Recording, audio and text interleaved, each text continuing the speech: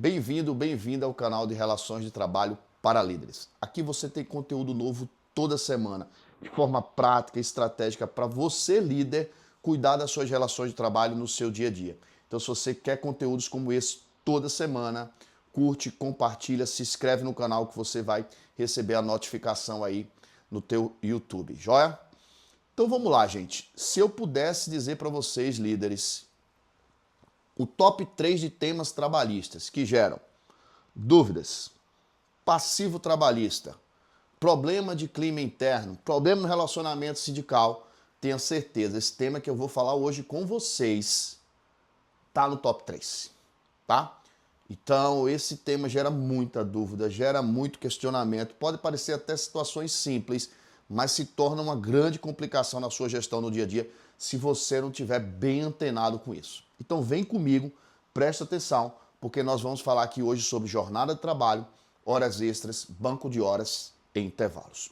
Então, como eu falei para vocês, líderes, esse é um assunto que pode ser eminentemente, a primeiro olhar assim, simples, mas não é. Gera bastante discussão, gera bastante dúvida, impacta no clima interno, impacta nos relacionamentos e a gente precisa entrar no detalhe nele. Então vamos lá. Quando eu falo de jornada de trabalho, existe uma regra geral. Então a Constituição Federal estabelece que a jornada padrão é o quê? 8 horas diárias e até 44 horas semanais. Ah, Jorge, mas tem escalas diferentes, tem horários diferentes. Sim, eu sei. Acordo coletivo, convenção coletiva, a prática da empresa, escalas diferenciadas, jornadas diferenciadas, podem mudar um pouco a configuração dessa jornada, seja diária, seja semanal ou mensal. Mas para efeitos didáticos, vamos partir da regra geral. Então vamos pegar aqui uma jornada de 8 horas, de segunda a sexta-feira, 4 horas no sábado, para completar as 44. Então, para fins didáticos, vamos pegar a regra geral. E por onde a gente vai começar? Vamos começar do início. Desculpem a redundância, mas vamos começar do início. Primeira questão aqui com vocês. Pode parecer simples, mas não é, eu vou provar. Quando inicia o trabalho? Quando inicia a jornada? Você pode virar para mim e dizer, pô, Jorge, coisa muito simples. Vai iniciar a minha jornada quando eu bato o meu ponto, coloco o meu dedo, faço lá no aplicativo, diversas formas hoje tem de registro de ponto, eu começo naquele momento. Mas será que é tão simples assim? Ah, pode alguns outros dizerem assim, ah, Jorge, não, como a CLT mesmo estabelece. Quando o empregado está à disposição do empregador, é ali que começa a jornada. Não está errado. Mas vamos para a prática? Vamos lá. Imagina que você tem um colaborador, um liderado seu que viajou. Viajou a trabalho, coisa comum no dia a dia, ele viaja para trabalho. Foi lá, começou a trabalhar. Mas sabe onde foi que ele registrou o ponto dele? Ainda no hotel. Estava se arrumando. Ah, eu vou registrar porque eu já vou começar a trabalhar, né? Estou no hotel, estou viajando. Vou começar a me arrumar, já vou bater meu ponto. Opa, será que ele deveria ter batido o ponto quando começou a se arrumar? Ou quando foi para o café da manhã? Ou no momento que saiu da porta do hotel para pegar um táxi, pegar um Uber e se deslocar para o trabalho? Que momento esse empregado, que esse trabalhador, que esse seu liderado deve bater o ponto? Veja que a questão não é bem simples assim, né? Então, ele deve sim registrar o ponto quando iniciar o seu trabalho. Então, se o trabalho dele vai iniciar quando ele vai visitar um cliente ou quando ele vai na porta de um cliente, ali deve ser o primeiro momento onde ele vai fazer o registro de ponto, porque ali há a efetiva prestação de serviço. Fora isso, gente, em que pese ele esteja em viagem ou esteja até com o próprio veículo da empresa, ele está se deslocando do trabalho. É como se o hotel fosse a casa dele e o local para o primeiro cliente fosse o trabalho. Joia? A mesma coisa seria se ele estivesse se deslocando para a empresa. Viajei, vou visitar uma filial ou a matriz da empresa. Vou bater aonde? No hotel? Não, você vai bater quando chegar na filial, na matriz da empresa. Mas a prática nos mostra que existem situações diversas. Existem algumas funções ou atividades, por exemplo, que você tem a viatura da empresa ou o veículo da empresa e precisa, para começar a sua atividade, fazer um processo antes, por exemplo, de um checklist. Ah, tem equipamentos, por exemplo, naquela viatura ou naquele carro, naquele veículo da empresa, e eu preciso fazer um checklist, ver se está tudo ok para começar aí sim o meu serviço, começar a minha atividade. Olha, que já começou a realizar uma atividade, porque é um procedimento obrigatório na sua empresa esse checklist antes de começar a dirigir. Então, quando é que você deve bater o ponto? No momento que você começou a trabalhar, ou seja, no momento que você começou a fazer o seu checklist nesse meu exemplo prático. Então, gente, pode parecer simples, mas não é. A dinâmica do dia a dia de cada empresa vai mudar muito em relação a isso. Então, um simples tema como o início da jornada, como eu falei para vocês, pode gerar diversas dúvidas ou diversas situações no dia a dia. Então, vamos lá. O colaborador foi, iniciou sua jornada, iniciou seu trabalho. E aí a outra questão é, qual a duração máxima do trabalho? Então, se eu iniciei meu trabalho, quanto tempo eu posso ficar trabalhando ou à disposição do empregador ou da empresa? Como eu falei para vocês, regra geral, 8 horas diárias. Joia? O que a CLT traz sobre a duração máxima do trabalho? Ela diz o seguinte, olha, ninguém pode trabalhar mais do que 10 horas ou 2 horas extras. Então, sua jornada diária só pode ser no máximo 10 horas ou você só pode realizar 2 horas extras. Por que eu estou frisando ou 2 horas extras ou 10 horas? Porque tem algumas empresas, tem algumas escalas de trabalho diferenciadas que não são de 8 horas. Imagina que seu dia de trabalho normal, porque diluiu a sua carga horária durante a semana, é de 8 horas e 30. Então, seu trabalho normal já é de 8 horas e 30. Quantas horas extras você pode fazer nesse dia? 2? Não. Você só pode fazer 1h30. Por que você só pode fazer 1h30? Porque a jornada diária máxima são 10 horas. Então é um ou. Ou eu trabalho no máximo 10 horas, ou eu faço no máximo 2 horas extras. Tem que ter muita atenção nisso. E aí você pode estar se perguntando, pô Jorge, mas tem aquelas escalas que são 12 horas por 36. Exceção, escala de trabalho diferenciada. Segura isso que daqui a pouco a gente fala sobre elas. Joia? Mas voltando aqui, regra geral, eu só posso trabalhar ou no máximo 10 horas, ou no máximo realizar 2 horas extras. O que chegar primeiro, pare, porque após isso seria uma jornada de trabalho irregular. Joia?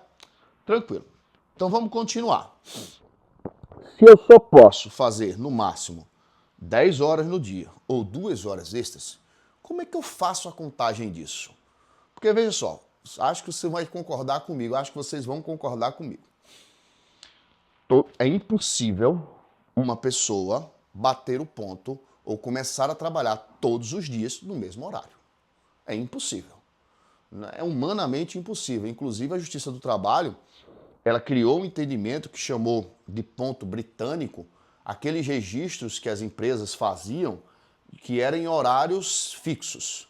Todo dia a pessoa estava lá no registro 7h30, 8 horas. Isso é registro britânico. Isso na Justiça do Trabalho é considerado inválido, descaracteriza o ponto, considera a jornada que a pessoa está pedindo lá. Então as empresas sérias não fazem isso. Ou seja, é impossível alguém chegar sempre no mesmo horário. E aí vocês vão lembrar que ainda tem aquela regrinha, né, de tolerância. Eu posso chegar 5 minutos antes ou 5 minutos depois. Então veja só, se minha jornada começa de 8 horas da manhã, eu posso chegar sem problema nenhum, sem considerar atraso ou hora extra, 5 minutos antes. Posso chegar de 7h55. Como eu também posso chegar de 8h05. Isso não vai gerar nenhum problema. Isso serve tanto no início da jornada, como no final da jornada. Inclusive, o TST entende que no meio da jornada, que é aquela questão do intervalo de refeição, também tem essa tolerância de 5 minutos. Então veja só, olha o meu exemplo. Imagina que eu cheguei hoje de 7h55 da manhã. Meu horário de trabalho, 7h55. Vamos supor que o término da jornada, já com o período de intervalo, terminou às 18 horas. Já? Então vamos lá. Cheguei de 7h55, meu término seria às 18 horas. Se eu terminasse às 18 horas, não tinha gerado nada. Por quê? Eu cheguei dentro do período de tolerância, então eu podia chegar antes, não tem problema nenhum, isso não ia gerar hora extra, porque faz só 5 minutos. E eu saí exatamente no meu horário, que seria às 18 horas, certo? 6 horas da noite. Fui lá e saí. Top. Mas eu fiz hora extra. E aí veja só quantas horas extras eu fiz. Eu fiz 1 hora extra, 2 horas extras. Então, no lugar de eu sair às 18, eu saí às 20 horas. E aí, líder? Essa jornada é regular ou irregular? Vamos parar aqui e vamos pensar. Pô, Jorge, você falou que a pessoa podia fazer 2 horas extras. Você falou que a jornada máxima diária era de 10 horas. Então, se o cara fez 2 horas extras, a jornada dele é de 8 horas diária, e ele fez 2 horas extras, está dentro das 10 e está dentro das 2. Joia? Regular ou irregular? Irregular. Por que irregular? Porque ele chegou 5 minutos antes.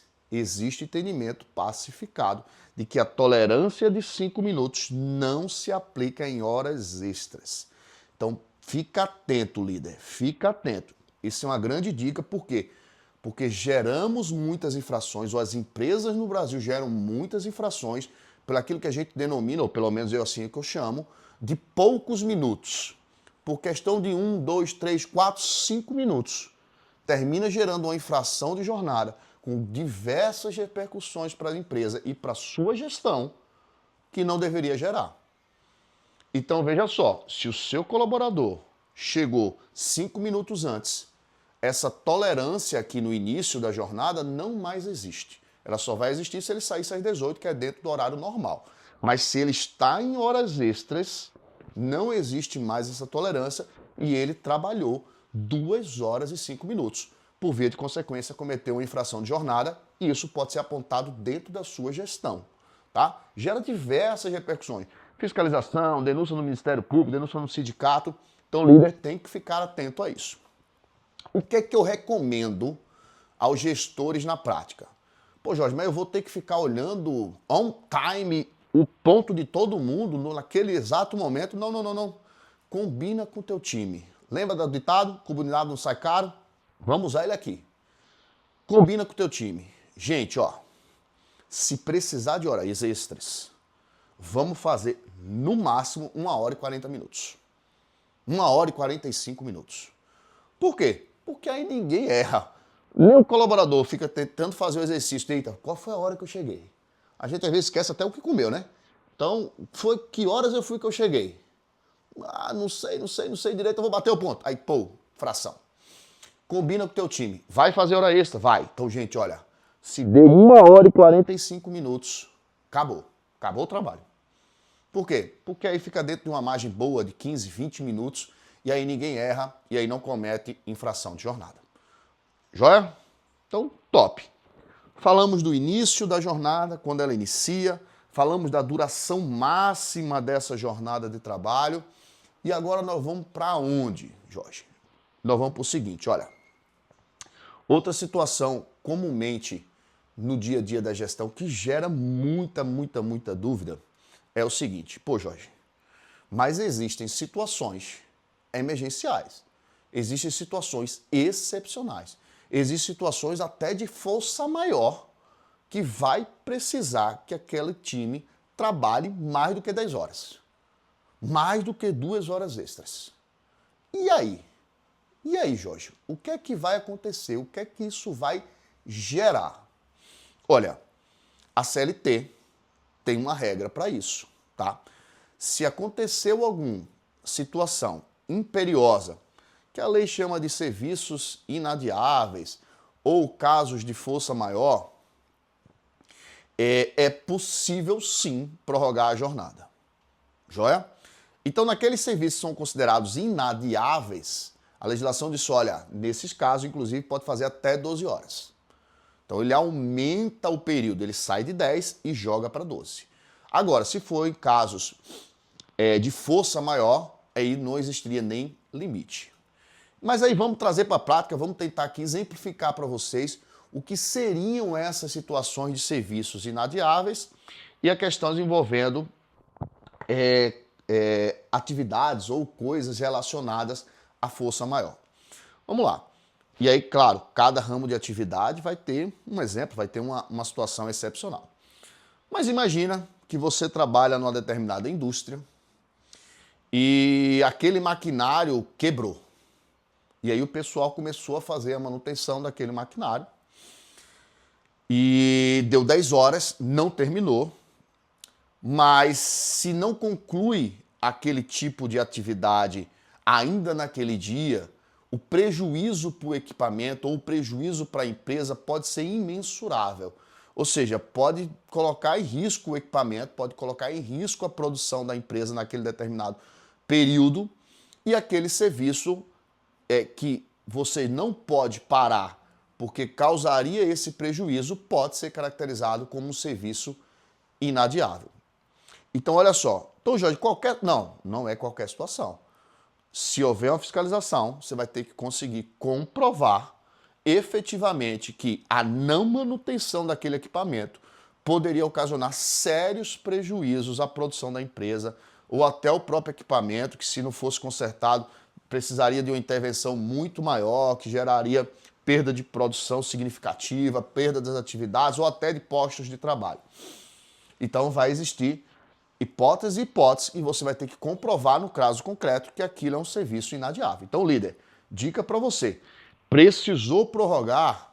Documenta, registra, guarda elementos e evidências de que aquele serviço não poderia ser deixado para depois, sob pena de causar um sério prejuízo para a organização. Joia. E as outras situações que normalmente estão atreladas a situações de calamidade públicas, que são serviços aqui de força maior, essas normalmente estão atreladas quando o município, o próprio estado ou o governo federal vai e decreta o estado de calamidade. A gente passou por uma questão de calamidade global, pandemia, e situações como essa, uma grande enchente, quebrou uma barreira e etc., podem ensejar também prorrogação de trabalho para fazer um serviço que não poderia ser deixado para depois. Nessas situações, inclusive, não teria limite de trabalho. É claro que nós estamos falando de uma regra de saúde e segurança e deixar a pessoa trabalhar além de suas capacidades físicas, além de ser ilegal, também é imoral e pode causar sérios danos à saúde e segurança do teu colaborador, do teu liderado. Então, sim, existe a duração máxima do trabalho. Então, sim, existe possibilidades de prorrogação dessa jornada máxima em situações excepcionais. Joia? Tranquilo. Então falamos aqui sobre jornada de trabalho, falamos um pouquinho sobre horas extras. Vamos entrar agora num outro tema que gera muitas dúvidas também. Vamos falar um pouquinho sobre intervalos. Joia? Vamos falar um pouquinho sobre intervalos. A legislação estabelece eminentemente o intervalo de refeição e descanso, que é mais conhecido também como intra-jornada, ou seja, dentro da jornada. A legislação também estabelece o intervalo interjornadas, ou seja, entre jornadas, um dia para outro do trabalho, e a legislação também estabelece o descanso semanal remunerado. Então, o liderado seu, ele tem eminentemente 3 intervalos, 3 períodos de descanso, olhando aí para o arco da semana. Já? Vamos falar sobre cada um desses 3 tipos. Intervalo de refeição, intrajornada de descanso. Qual a regra? Escalas até 4 horas, não tem intervalo. Escalas de trabalho de 4 horas diária até 6 horas diária, 15 minutos de intervalo. Escalas com jornada de trabalho superior a 6 horas diárias, 1 hora pelo menos de intervalo e no máximo 2 horas. Joia aqui? Tranquilo. Então, a regra de intervalo é essa. Se a minha jornada diária é de até 4 horas, eu não preciso dar intervalo. Se a minha jornada de trabalho é até de 4, além de 4 até 6, 15 minutos de intervalo. Se a jornada é além de 6 horas diárias, 1 hora pelo menos, no máximo 2. Por que eu estou frisando no máximo 2 horas extras? Porque, pasmem, líderes, quando a legislação ela estabelece 2 horas no máximo de intervalo, a fiscalização do trabalho no dia a dia pode entender que se teu colaborador estiver tirando um intervalo de 2 horas e 5, 2 horas e 10, 2 horas e 20, 2 horas e 30, ele pode considerar isso como irregularidade, porque a legislação estabelece, para esse caso, no máximo 2 horas de intervalo. Joia? Então fica atento, porque também prolongar demais o intervalo para além de 2 horas é irregularidade à legislação trabalhista e o Ministério do Trabalho normalmente autua esse tipo de conduta. Mas vamos lá, vamos para a prática de novo aqui. Pô, Jorge, mas quando é que eu posso conceder o intervalo de refeição e descanso? O intra-jornada. Pô, o colaborador começou a trabalhar de 8 da manhã. Será que 9 horas da manhã eu já posso dar um intervalo de descanso para ele? O cara chegou, 8 da manhã, 9 horas já dei intervalo. Posso? Vamos ver. Ou pior, ou pelo contrário. Olha aquele exemplo lá que eu falei. O colaborador largou às 18. Posso dar intervalo às 17? 5 horas da tarde? E ele já vai, pega o intervalo, já vai para casa. Posso fazer isso? Não. O que pesa a legislação não deixar isso bem claro, o que é que se convencionou? Como a legislação estabelece 6 horas eu tenho que dar intervalo, o ideal é que entre esse arco de 6 horas você dê um intervalo. Então, se eu comecei a trabalhar de 8 da manhã, qual é o ideal? Que eu dê intervalo no máximo 9, 10, 11, 12, 13, 14 horas. No máximo aqui. Então, no máximo ele sairia de 14 até as 15, se for 1 hora apenas, né, de intervalo, para refeição e descanso. Essa é a prática. Na verdade, a prática da grande maioria das empresas no Brasil é dar no meio, né? Então o cara faz 4 horas, tira intervalo, depois vem e faz mais 4. Mas, Jorge, aconteceu alguma excepcionalidade. Tá ok, pode fazer um pouquinho mais para frente? Pode. Desde que, e isso é minha recomendação para você, líder, para não ter problema com fiscalização ou com passivo trabalhista em relação a isso, dê no máximo com 6 horas trabalhadas. No meu exemplo, seria até 2 horas da tarde. 2 horas ele sairia, 15 horas ele voltaria. Joia? E Jorge, precisa bater o ponto? Olha, o intervalo de refeição, se ele for pré-assinalado, que a legislação estabelece, ele não precisa ser batido. Jorge, o que é um intervalo pré-assinalado? Algumas empresas praticam essa pré-assinalação. O que é isso? É quando o sistema de ponto ele já vai fazer o registro automático. Então, olhe na sua empresa. Se ela tem um registro de ponto automático do intervalo de refeição, o seu colaborador não precisa bater. Isso não quer dizer que ele não precisa gozar, que ele não precisa parar. Ele precisa parar, sim. Você precisa garantir que ele tenha no mínimo 1 hora e no máximo 2 horas de intervalo. Mas é uma facilidade que a legislação estabelece, que se sua empresa adotar, ele não precisa registrar. Na grande maioria das empresas onde passei, a gente sempre preferiu pré-assinalar o intervalo, porque são 2 batidas a menos. São 2 situações para a gente fazer gestão a menos. Então, se na sua empresa não tem, fica a dica. Leve como sugestão para o teu RH ou para o teu time de relações trabalhistas e sindicais a pré-assinalação do intervalo de refeição. É claro que cada empresa tem sua realidade, reconheço, mas onde eu passei, a gente sempre teve essa preferência, ou sempre deu essa preferência. Joia? Então vamos lá. Intervalo de refeição, falei, 1 hora. Mas, Jorge, se a empresa tiver o registro de ponto, como é que eu devo bater?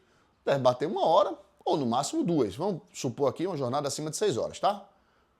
Mas, Jorge, e a questão do registro? Como eu falei lá no início, ou como eu falei anteriormente, também tem aquela tolerância de 5 minutos. Então, se o meu intervalo é de meio-dia, não tem problema se eu bater de 11h55 ou de 12h05. Como também não tem problema se eu voltar 5 minutos antes ou 5 minutos depois. Esses intervalos aqui, essa tolerância de 5 minutos antes e 5 minutos depois, ela não é considerada, melhor dizendo, nem para efeito de atraso, nem para efeito de hora extra, entendimento pacífico do Tribunal Superior do Trabalho. Joia? Mas, líder, fiquem atentos também. Se na sua empresa há o registro de intervalo, muitas infrações também são cometidas ou muitas irregularidades são cometidas e isso pode expor a sua gestão por poucos minutos. O colaborador é para voltar, né, do trabalho de 1 hora da tarde. Aí ele volta de 12h50. Tira 50 minutos de intervalo. Infração? Infração. Ah, Jorge, ele tirou 53 minutos. Infração? Infração. Por causa de 7 minutos. Lembra que a tolerância é 5, tá? Então, gente, infração? Infração. Por pouquíssimos minutos. Falta de atenção? Falta de atenção. Pô, Jorge, posso punir por falta de atenção? Opa, vai ser conteúdo de um próximo vídeo, quando a gente vai falar sobre medida disciplinar, mas já vou adiantar para vocês. Pode. Poderia sim fazer uma aplicação de uma medida disciplinar em relação a isso, tá? Claro que eu sugiro que faça uma orientação antes, mas isso fica para o conteúdo de um próximo vídeo. Então vamos lá. Intervalo é isso. Joia? Intervalo intra-jornada é isso. Tem um outro intervalo, como eu falei para vocês, que é entre jornadas, tá? Um dia para outro de trabalho, eu tenho que ter 11 horas, pelo menos, ininterruptas de descanso. Então vamos lá? Vamos lá. Vamos voltar ao meu exemplo. Se eu larguei às 18 horas de um dia, para eu voltar no dia seguinte, eu tenho que ter tido um descanso de pelo menos 11 horas ininterruptas. Olha essa palavra, pega ali dessa palavra, ininterruptas, ou seja, sem interrupção. Então vamos lá. Larguei às 18. De que horas eu poderia voltar no dia seguinte? Isso mesmo, só posso voltar no dia seguinte de 5 horas da manhã. Por quê? 18 horas até 5, pelo menos 11. Joia? Outra dica prática para você, líder. O colaborador trabalhou às 18 horas. Joia? Foi lá, largou, bateu o ponto, 18 horas. No dia seguinte, você vai ter algum tipo de atividade mais cedo, pediu para o cara chegar de 5 horas da manhã, para dar exatamente às 11. O que é que isso vai acontecer, líder? Tenha certeza, vai dar errado. Por que vai dar errado? Porque ele vai chegar 5 minutos antes, 3 minutos antes, 1 minuto antes. Vai ter gozado 10 horas e 59 minutos. O que é que isso vai gerar? Isso mesmo, infração. Pô, Jorge, por causa de 1 minuto, 1 minuto. A legislação estabelece 11 horas ininterruptas. Se ele fez 10h59, ele não fez 11 horas. Por causa de 1 minuto, você está gerando infração. Então vamos lá, líder. Dica prática, dia a dia aqui de relações de trabalho. O colaborador largou às 18, 19, qual horário que seja. Quando ele vai voltar no dia seguinte, garanta que ele tem as 11 horas. Então, se nesse meu exemplo seria a partir das 5 da manhã, pede para ele chegar às 5h30. Pede para ele chegar às 5h20. 5h10 que seja. Para quê? Para garantir que não tem infração no outro dia. Dica prática e, gente, pasmem, isso acontece muito no dia a dia de relações de trabalho. De novo, expõe sua gestão, expõe sua liderança, expõe a empresa a risco, passivo trabalhista, multas e etc. Então vamos lá. De um dia para outro, 11 horas de descanso ininterrupto. Pô, Jorge, mas o colaborador largou e eu precisei ligar para ele. Eu precisei mandar um WhatsApp. Eu precisei fazer uma consulta. Eu precisei fazer uma pergunta. Olha, cuidado, líder. Por quê? Se o colaborador registra ponto, se você demandar ele pós-horário de trabalho, isso vai ser caracterizado como trabalho. Além da questão da hora extra, vai ter a questão da interrupção do intervalo. E se ele pegar um bom advogado do outro lado, o advogado vai pedir essa interrupção e vai pedir essa diferença que não deu para as 11 horas como hora extra.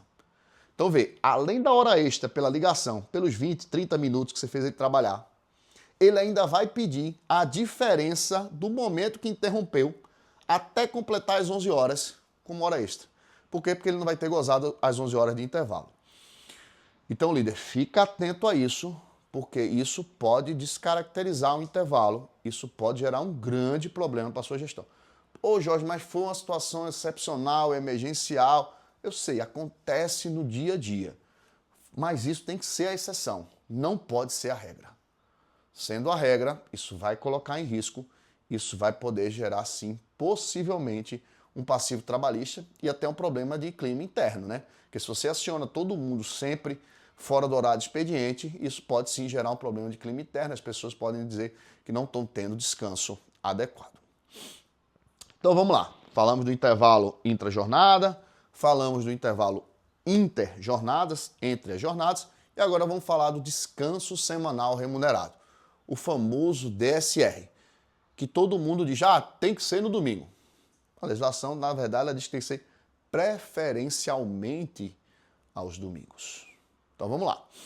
Se de um dia para outro eu tenho que ter 11 horas, de uma semana para outra de trabalho, eu vou ter que ter 24 horas, pelo menos, de descanso, ininterruptas.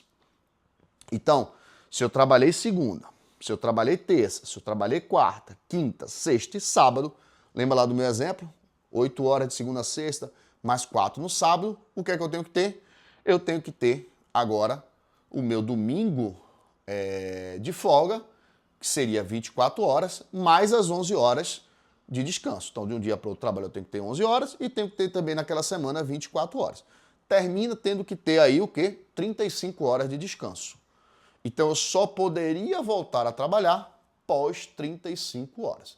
Lembrando que de um dia para o outro tem 11 e tem mais as 24 horas, que é o descanso semanal remunerado. Então, líder, é basicamente isso. Quando eu falo de intrajornada, de interjornada e do descanso semanal remunerado. Ah, quase esquecendo, líder. Sabe uma dúvida prática? Sabe uma situação que acontece normalmente? Os líderes às vezes me perguntam assim, pô, Jorge, o colaborador, eu vou precisar que o colaborador venha domingo trabalhar. E aí? Como é que eu faço? A escala dele é de segunda a sábado. Lembra lá do nosso exemplo, né? Pô, Jorge, nesse domingo eu vou precisar que ele venha trabalhar. O que é que normalmente eu recomendo? Se você vai precisar que o colaborador seu trabalhe no domingo, dê uma folga antes. Para quê? Para interromper os 7 dias trabalhados. Ninguém pode trabalhar 7 dias consecutivos de trabalho, ou mais. Então, se o colaborador vai trabalhar no domingo, dê a folga no sábado. Então, ele não vem sábado, ou não vem sexta-feira. Para quê? Para que você interrompa e não ocasione a infração de fazer com que aquele colaborador trabalhe 7 dias consecutivos. Então ele vai precisar vir domingo, já que ele já trabalha normalmente de segunda a sábado, vai dar folga no sábado. Joia? Mas Jorge, ele não trabalha sábado. Eu posso trazer ele domingo? A escala dele é só de segunda a sexta-feira. Ele não trabalha sábado. Ele pode vir domingo? Pode, porque ele não vai cometer infração dos 7 dias trabalhados, porque ele já teve a folga aqui no sábado. Mas olha, esse DSR dele aqui, que normalmente é no domingo, normalmente ele é pago de forma diferenciada, tá? Então, normalmente ele é pago a 100%. Eu vou até melhorar. Ele normalmente não. Ele obrigatoriamente, se é o dia de descanso semanal remunerado, você chamou para trabalhar, ele é pago sim a 100%. Joia? Pode dar uma folga compensatória? O TST entende que pode. Então, você poderia dar uma folga compensatória para compensar esse dia. Mas, normalmente, as empresas optam até pelo pagamento, até para incentivar que a pessoa venha e trabalhe. Joia? Dito isso, ok, era isso que eu queria trazer para vocês sobre intervalos. Vamos agora falar sobre um outro temático, sobre um outro assunto, que é o banco de horas. Jorge, o que é o banco de horas? E aí eu tenho que fazer, basicamente, uma diferenciação entre 3 institutos, tá? Tem aquilo que a gente chama que é compensação mensal, tem aquilo que a gente chama que é banco de horas individual e tem aquilo que a gente pode denominar de banco de horas coletivo. Jorge, qual é a diferença entre esses 3? Compensação mensal. Para essa eu não preciso de acordo nenhum. Não preciso de um acordo escrito, individual com o empregado, não preciso de um acordo em acordo coletivo ou convenção coletiva. Pode ser uma convenção entre a empresa e o empregado, que é o quê? Toda hora extra, ela pode ser compensada no próprio mês. Então imagina que no dia 2 de um determinado mês, o colaborador fez hora extra. Sei lá, 1 hora extra que seja. Você pode combinar com ele, dentro desse mesmo mês, que ele compense essa 1 hora extra com uma folga de 1 hora num determinado dia. Para isso, não precisa de acordo escrito individual, não precisa de acordo coletivo ou convenção coletiva estabelecendo. Joia? Isso é o que a gente denomina de compensação mensal. Líder, lembra, dica, a hora extra feita no mês e a hora extra compensada no mês. Então, dentro do mesmo mês, você tem que dar a compensação. A mesma coisa se o colaborador chegasse atrasado. Ele poderia compensar esse atraso com hora extra em outro dia para não ter o desconto daquelas horas. Joia? Isso é compensação mensal. E o que é banco de horas individual? Em 2017, a reforma trabalhista veio e, além de ter trazido ou regulamentado, na verdade, a compensação mensal, ela trouxe um novo instituto, um novo instrumento, que é o banco de horas individual. As empresas hoje, elas podem, individualmente, pactuar com o colaborador o banco de horas. A diferença de ter ele num acordo, numa convenção coletiva, é que no individual, o período máximo de compensação são 6 meses. Então, o período máximo que você pode compensar uma hora, elas são 6 meses quando você faz o acordo individual com o colaborador, com o seu liderado. Joia? Que é o que é diferente do coletivo. Do coletivo, a legislação estabelece que, caso esteja em convenção ou acordo coletivo, ele pode ser uma compensação de até 12 meses. Joia? Essa é basicamente a diferença entre o coletivo e o individual. Joia? Mas muitas empresas no Brasil têm nos seus acordos ou nas suas convenções regras sobre banco de horas. E quando se tem num acordo ou numa convenção regras sobre banco de horas, o que prevalece é o que está estabelecido no acordo coletivo ou na convenção coletiva. Então, líder, dica prática. Sua empresa tem banco de horas? Tem. Procure saber quais são as regras. Joia? Seja aquelas regras que estão no acordo coletivo ou na convenção coletiva. Se não tiver acordo coletivo ou convenção coletiva for individual, procura saber qual é a regra do banco individual. Joia? Por que isso é importante? Porque cada empresa tem uma dinâmica diferente. Cada empresa tem uma forma de remunerar horas extras diferente. Então, vamos para a prática. Eu já trabalhei em empresas, por exemplo, que quando o colaborador faz jornada normal, ou seja, até 10 horas, toda essa hora extra vai para o banco. Mas quando existe alguma situação excepcional que precisa prorrogar para além das 10 horas, como a gente já viu anteriormente, a empresa obrigatoriamente ela paga. Já vi isso regra em acordo coletivo, em convenção coletiva, já vi isso em regra em acordo individual. Então é importante que você, líder, fique atento a isso, para que você saiba quando é que a hora extra é paga, quando a hora extra não é paga, quando é devida, quando não é devida, até para que você possa orientar o seu colaborador. Isso é de extrema importância e relevância, porque eu estou falando de dinheiro, estou falando de remuneração, e por via de consequência as pessoas se programam exatamente para isso. Então, se o seu colaborador está se programando para receber um valor e aquela hora vai para a banca e ele não recebe, você tem que ter avisado ele de forma antecedente para que não gere um impacto de clima com ele. Então é importante demais você saber qual é a regra do banco de horas aplicável na sua realidade. Porque, de modo geral, a compensação ela pode ser mensal, como eu expliquei, ela pode ser semestral, como eu falei, ou pode ser ainda anual, 12 meses de compensação de horas. Pô, João, mas como é que fica as regras de pagamento das horas extras? De novo, nós teremos que ver ou o acordo coletivo, ou a convenção, ou a prática da sua empresa. Mas o que é que a legislação estabelece? Ela estabelece uma regra relativamente simples. Em dias normais de trabalho, normalmente compreendidos de segunda a sábado, 50% a mais de adicional. Então, fiz uma hora extra, eu recebo minha hora normal, mais 50%. Se eu trabalhei no meu dia de descanso semanal remunerado, que normalmente coincide com o domingo, eu recebo a 100%. Porque eu digo normalmente, porque a depender da escala, se você trabalha numa escala diferenciada, o teu DSR pode ser qualquer outro dia da semana. Então, vamos imaginar uma escala operacional 4x2. O colaborador trabalha 4 dias, folga 2. Quando é que vai ser o DSR dele? Vai ser volante. Se ele começar a trabalhar, ó, segunda, terça, quarta, quinta, ó, sexta e sábado, já folga. Um desses 2 dias aqui é o DSR. Normalmente as empresas estabelecem, inclusive, o primeiro dia como DSR. Já perceba que aqui não foi no domingo e é DSR. Se ele vier trabalhar nesse 5º dia aqui, que é o DSR dele, as horas extras têm que ser obrigatoriamente remuneradas a 100%. Já nos demais dias, como regra geral, 50%. Ah, Joia, mas minha empresa paga mais. Pagou mais, não tem problema. Normalmente é uma convenção, é um acordo que estabelece, ou até a prática da empresa, essa hora extra a maior. O que não pode é pagar menos. Não pode pagar menos de 50% em dias normais, não pode pagar menos de 100% em dias de descanso semanal remunerado. Joia, líder? Então, quando eu falo de banco de horas, é isso que eu queria trazer para vocês. E só reforçando mais uma vez, é importantíssimo que você conheça as regras do banco de horas aplicável à sua empresa, se é que ela tem, se não, pode até aplicar compensação mensal, para que você não perca do ponto de vista de gestão alguma regra e termine gerando aí um impacto no clima interno da sua área. Joia? Então, gente, era isso que eu queria trazer para vocês de conteúdo, era isso que eu queria mostrar para vocês. Como eu falei lá no início do vídeo, esse é um tema que gera muitas dúvidas. muitas controvérsias.